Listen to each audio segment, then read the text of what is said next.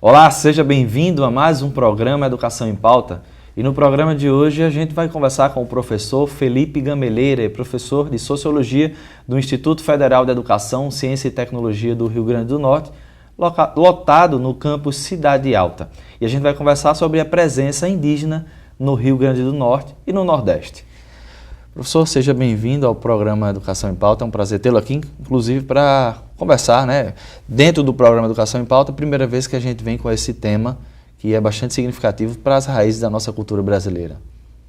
Sim, eu agradeço o convite, Bruno, e espero que possamos conversar sobre esse tema que é tão importante e que está previsto na lei, na nossa legislação, a discussão desses temas, mas que, infelizmente, essa discussão não tem sido feita da maneira correta. Então, eu espero que a gente, nessa entrevista, consiga dar alguma contribuição a esse debate e que outros debates surjam e haja mais desdobramentos dessa discussão.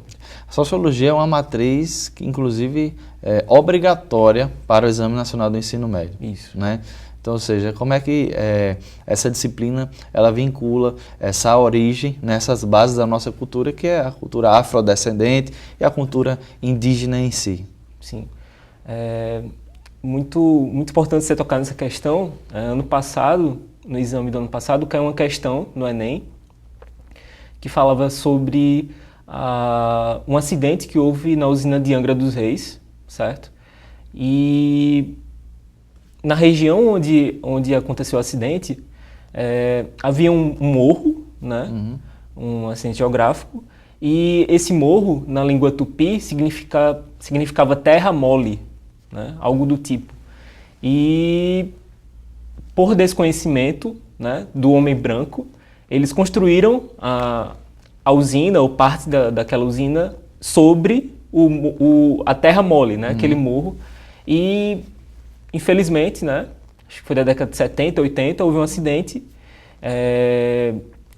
de proporções consideráveis, e a reflexão, a pergunta que vinha na questão era essa, sobre o desconhecimento do patrimônio linguístico dos índios que habitavam aquela região, que falavam tupi. Então, se o homem branco conhecesse a língua tupi e levasse em consideração aquele patrimônio cultural, ele não teria construído nada sobre terra mole. E, na verdade, aquele morro era mole mesmo, não tinha estabilidade alguma. Então, isso aconteceu pela falta de consideração ao patrimônio cultural do outro. Reconhecer que surgimos dali, Sim, não é? Sim. Quando do descobrimento do país, do Brasil, os portugueses buscavam a Índia, então eles acharam os índios. Essa terminologia é exatamente por essa busca da Índia. Sim.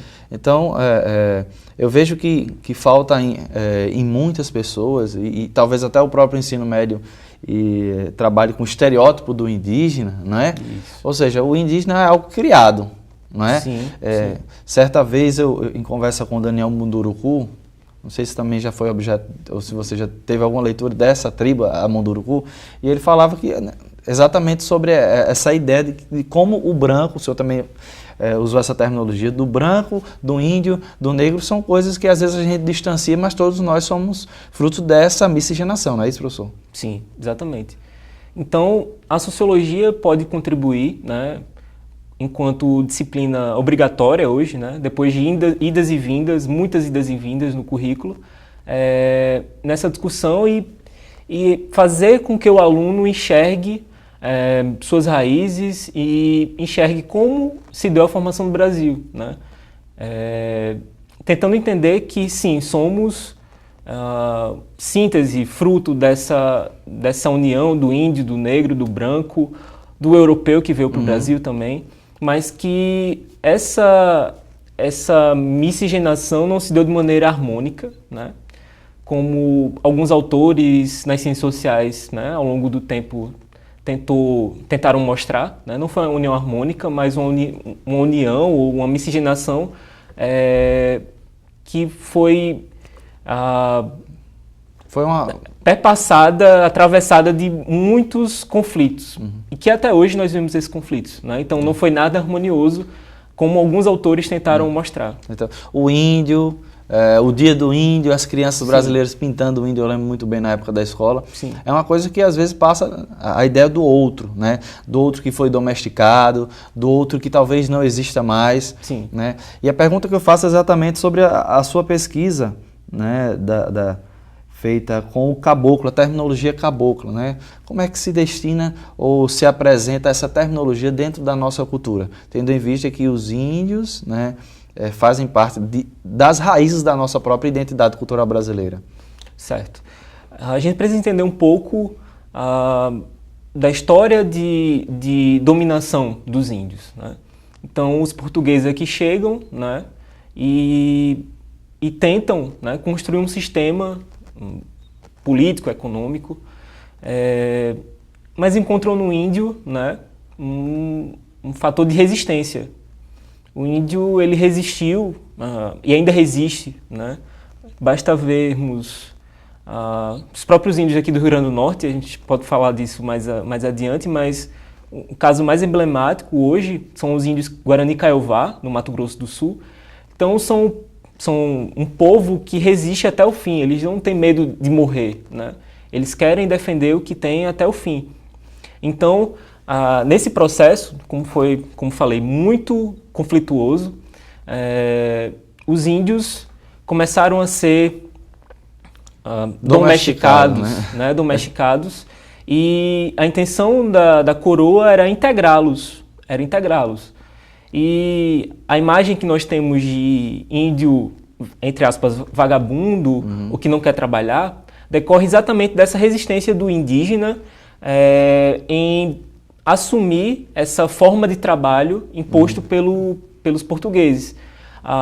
O indígena estava acostumado a se levantar pela manhã, fazer aquele trabalho que precisava, né? Retirar da natureza o que precisava, não pensava em excedente, em lucros. E nem as relações sociais, né? Ou seja, o que domina, o que é dominado. Não tinha... Isso.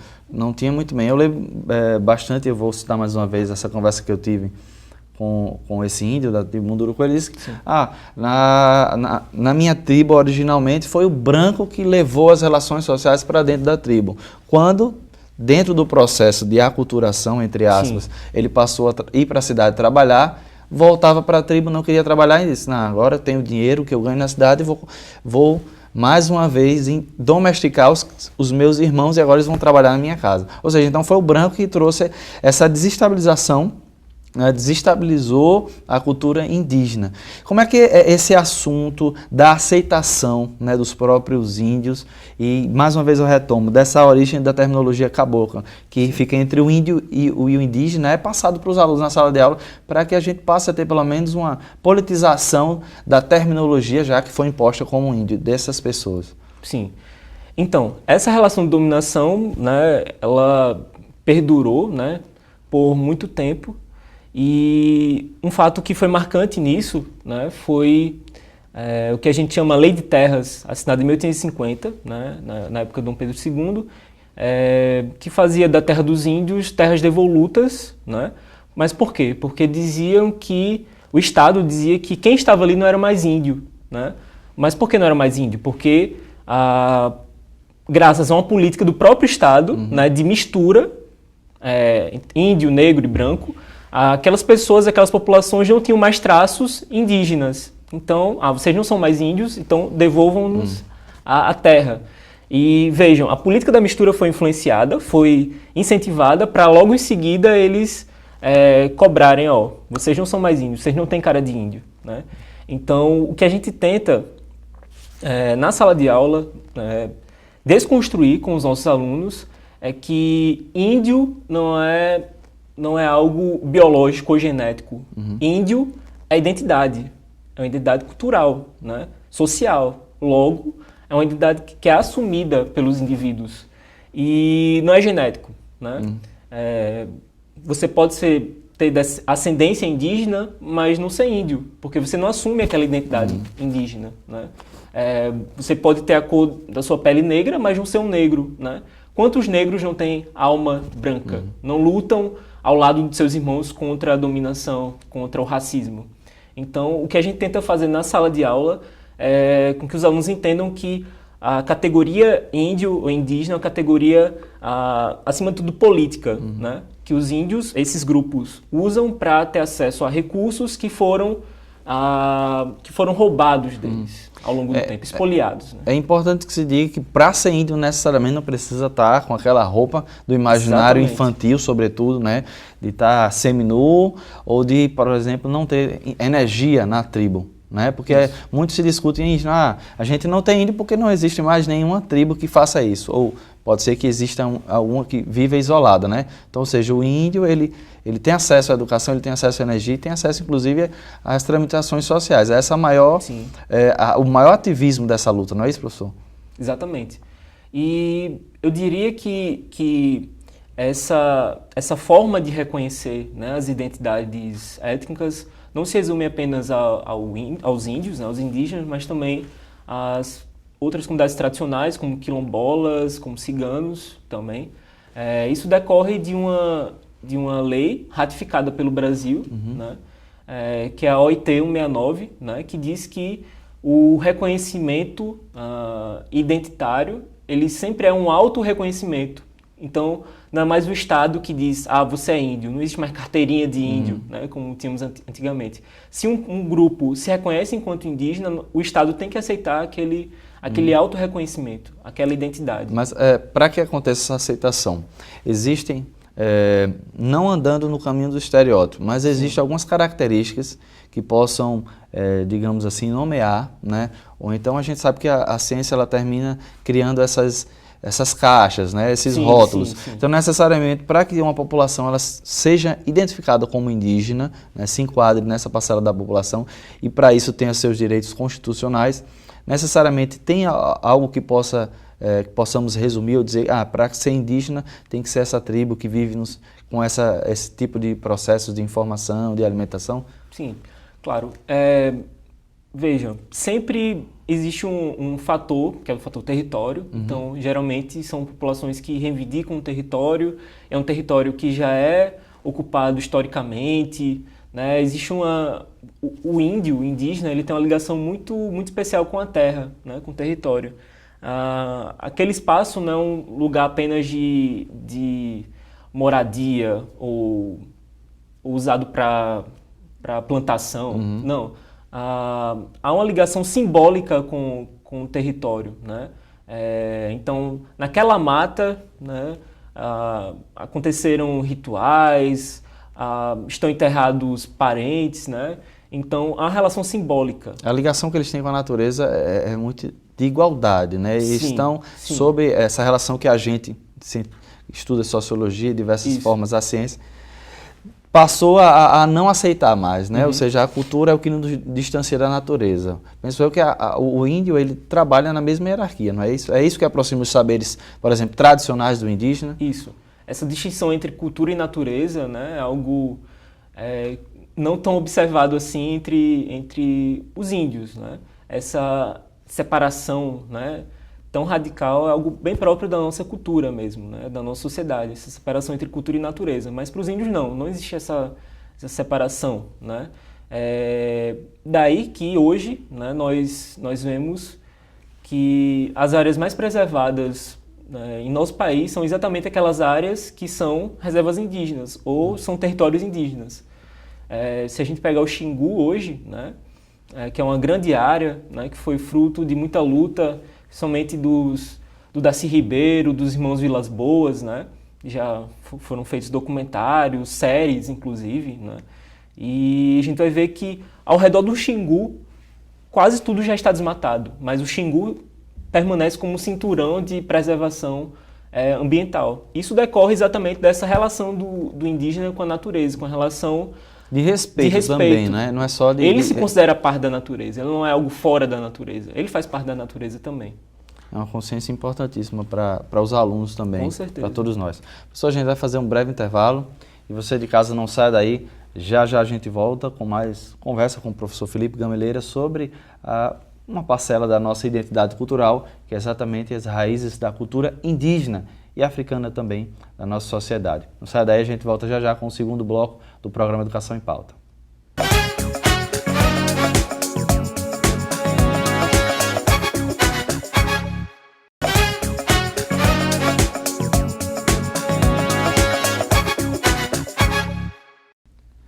Voltamos no intervalo com o segundo bloco do programa Educação em Pauta e eu continuo a conversar com o professor Felipe Gameleira, professor de Sociologia do campus Cidade Alta do Instituto Federal de Educação, Ciência e Tecnologia do Rio Grande do Norte. Professor, a gente estava falando exatamente, e o senhor terminou, conversando sobre alguns pontos onde a gente pode encontrar, sim, esse povo, né, o indígena no Brasil. E a pergunta que eu faço, né, a partir dos seus estudos e dos desdobramentos que ele tem que ter, aonde e como a gente pode identificar a existência dessas tribos, sobretudo no Nordeste, que é a sua área de pesquisa, né? Sim. Então, como já estávamos, né, falando no bloco anterior, um fator importante é território, né, e também os costumes, né, E no Nordeste, especialmente no Nordeste, um elemento ou uma tradição, né, que tem marcado, né, significativamente os povos que aqui vivem é o toré. Né? O toré é uma dança, né, indígena que pode ser acompanhada por também um ritual religioso, com uma jurema. Né? Isso existe em várias tribos? Isso, principalmente no Nordeste. Qual o mesmo nome? Toré. Toré. Não, mas eu digo, o toré, então, ela atravessa todas as tribos, digamos Praticamente assim. todas as comunidades no Nordeste dançam toré, né? E isso vem do início do século passado, década de 20 e 30, quando a FUNAI ainda não existia, né? O que existia era o SPI, e ainda havia essa exigência de algo para demonstrar a sua indianidade, como a gente chama.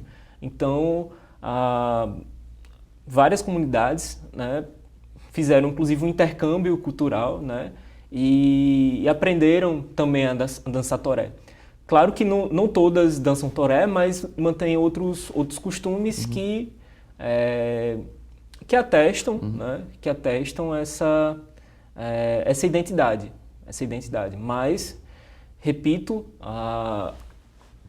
não existe mais aquela obrigação de uma carteirinha, né? De uma carteirinha, mas é sim um autorreconhecimento, uma identidade que eles próprios constroem. Né? O senhor falou da FUNAI, né? Sim. Fundação Nacional do Índio. Né? A FUNAI, ela diz que, por exemplo, só no Rio Grande do Norte já existem ainda mais de uma população acima de 2.500 indígenas, né? Isso. Quais as principais tribos ou os lugares onde a gente ainda pode encontrar a presença indígena, por exemplo, no nosso estado? Certo. Então, em nosso estado, né, temos uma particularidade, né? Até pouco tempo atrás, né, 2, 3 décadas, junto com o Piauí, nosso estado era considerado um estado sem presença indígena. Né? Então, Piauí e Rio Grande do Norte eram estados no Brasil que, segundo as autoridades, né, oficiais, não existiam índios. E isso em muito, né, se deve ao fato de uma tradição historiográfica, né, presente principalmente nos institutos históricos geográficos, né, não só do Rio Grande do Norte e do Piauí, mas de outros estados, afirmarem que nesses estados os índios haviam sumido. Né? O que a gente chama de sumiço misterioso. Na verdade, isso foi um termo que o próprio Câmara Cascudo usou, na história do Rio Grande do Norte, né? Abre aspas, os índios sumiram misteriosamente, fecha aspas. Né? Mas eles realmente sumiram ou para as pesquisas não identificavam mais? Né? Que pode ser diferente. Isso. Mas por quê? Né? Por quê? Existia uma leitura, né, uma base teórica para ler essa presença ou não indígena, que era, no mínimo, equivocada. Né? Porque era uma abordagem, como a gente chama, culturalista. Né? O Câmara Cascudo bebeu muito de autores, né, culturalistas que pensavam o índio, né, como vivendo um processo de integração à sociedade. Então nós teríamos, né, se pensar numa régua, o índio puro, né, e no final da régua o índio integrado, que já vive dentro da sociedade, digamos assim. Dentro dos grandes centros urbanos ou cidades interioranas, por exemplo. Isso. Mas essa é uma leitura equivocada porque essa perda nós não perdemos cultura, nós reelaboramos nossa cultura.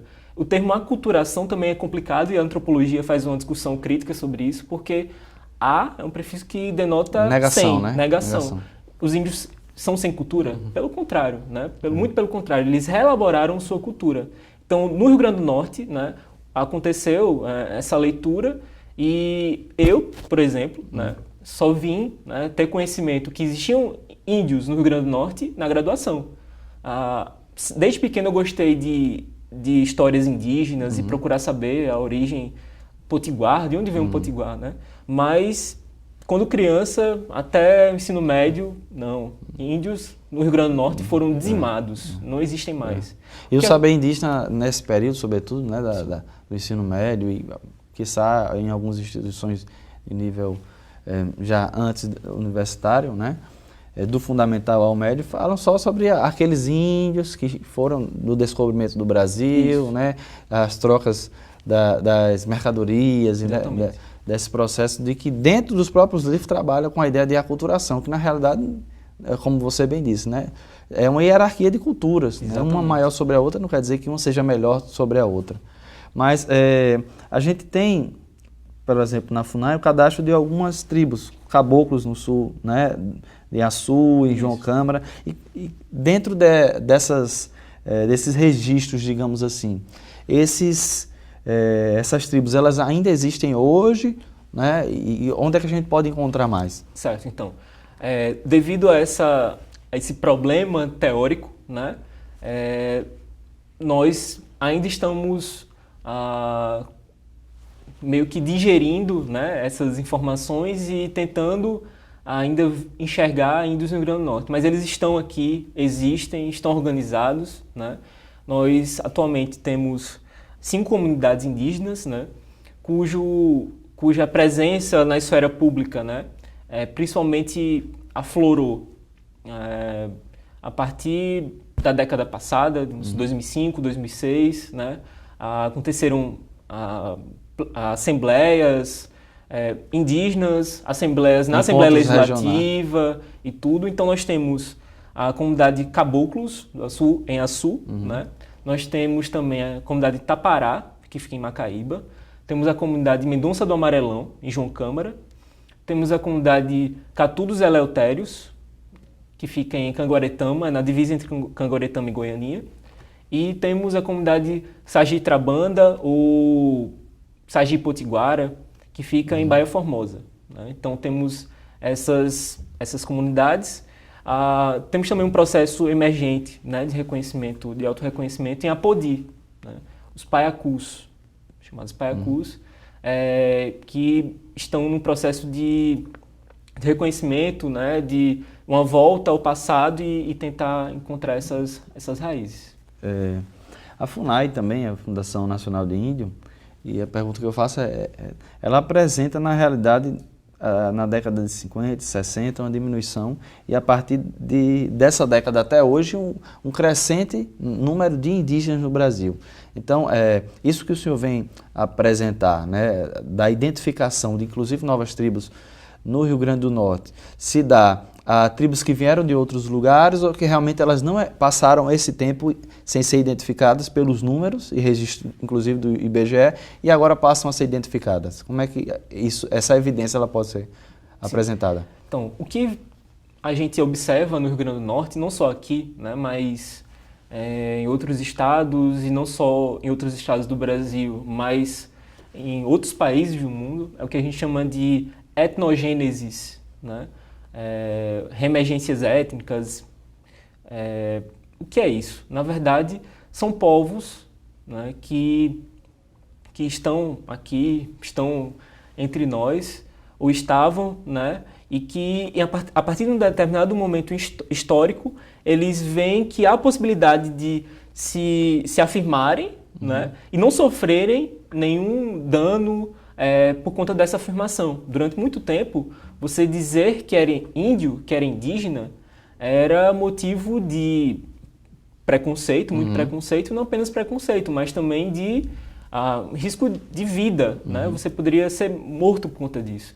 Então, não só no Brasil, mas em outros países do mundo, nós vemos esse movimento de de autorreconhecimento étnico, né? De populações que agora, com a consolidação de instituições democráticas, etc., vê que é possível se afirmar. Inclusive vem lutando dentro das próprias instituições. Exatamente. Né? Eu lembro muito bem na minha época da pós-graduação do mestrado, eu estudei com alguns índios do norte, né? Com 2 que vieram estudar Ciências Sociais do mestrado aqui em Natal. Ou seja, eles estão dentro das universidades também. Exatamente. Então, tem toda a sua articulação política. Isso. Né? Uma coisa importante e positiva que a gente vê é o acesso, né, de indígenas à universidade. E hoje nós temos doutores, antropólogos indígenas. Né?